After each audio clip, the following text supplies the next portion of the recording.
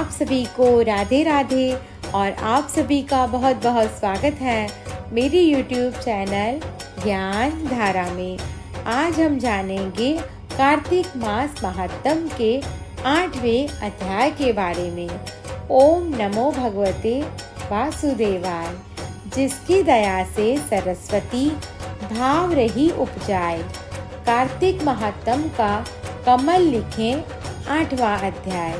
नारद जी बोले, अब मैं कार्तिक व्रत के उद्यापन का वर्णन करता हूँ, जो सब पापों का नाश करने वाला है।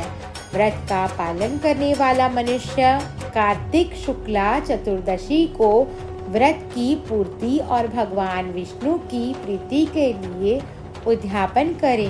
तुलसी के ऊपर एक सुंदर मंडप बनाए, उसे केले के खम्भों से संयुक्त करके नाना प्रकार की धातुओं से उसकी विचित्र शोभा बढ़ाए।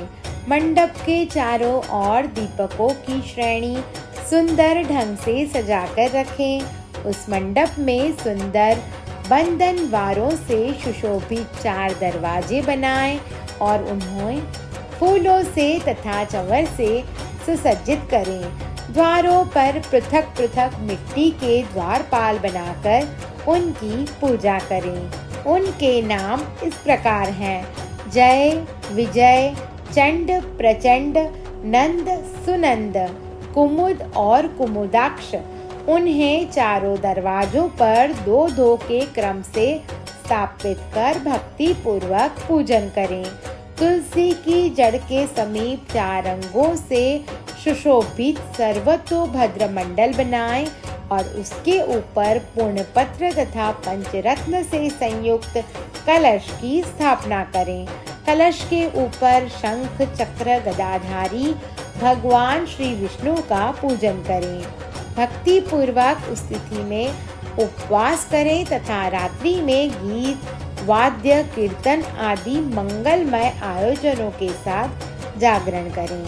जो भगवान विष्णु के लिए जागरण करते समय भक्ति पूर्वक भगवत संबंधी पदों का गान करते हैं, वे सैकड़ों जन्मों की पाप राशि से मुक्त हो जाते हैं। जो मनुष्य भगवान के निमित्त जागरण करके रात्रि भर भगवान का कीर्तन करते हैं, उनको असंख्य गोदान का फल मिलता है।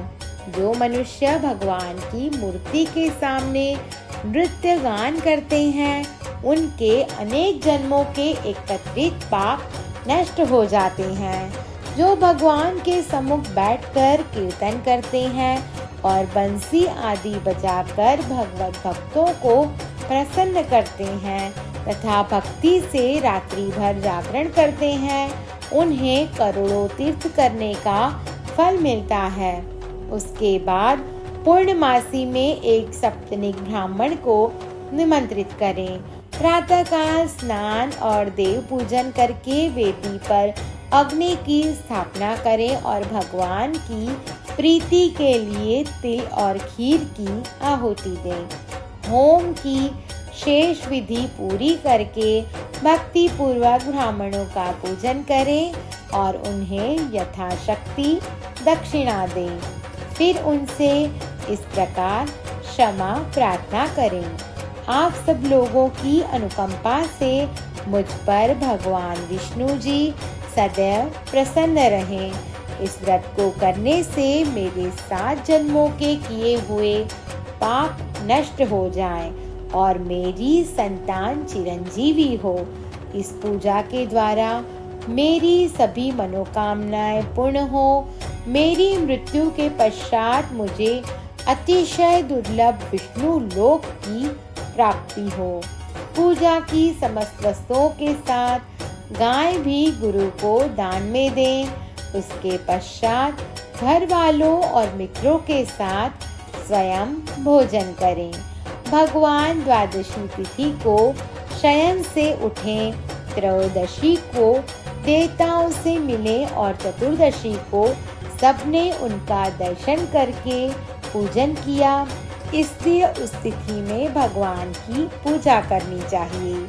गुरु की आज्ञा से भगवान विष्णु की सुवर्णमयी प्रतिमा का पूजन करें। इस पूर्णिमा को पुष्कर तीर्थ की यात्रा श्रेष्ठ मानी गई है। कार्तिक मास में इस विधि का पालन करना चाहिए। जो इस प्रकार कार्तिक के व्रत का पालन करते हैं वे धन्य और पूजनीय हैं।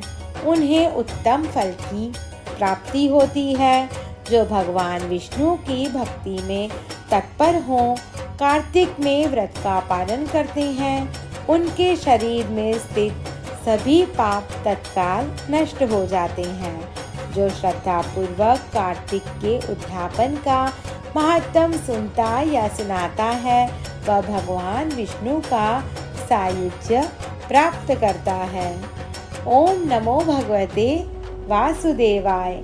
आप सभी को मेरी ये वीडियो पसंद आई हो तो मेरा YouTube चैनल ज्ञान धारा को लाइक, शेयर और सब्सक्राइब करना ना भूलें। धन्यवाद।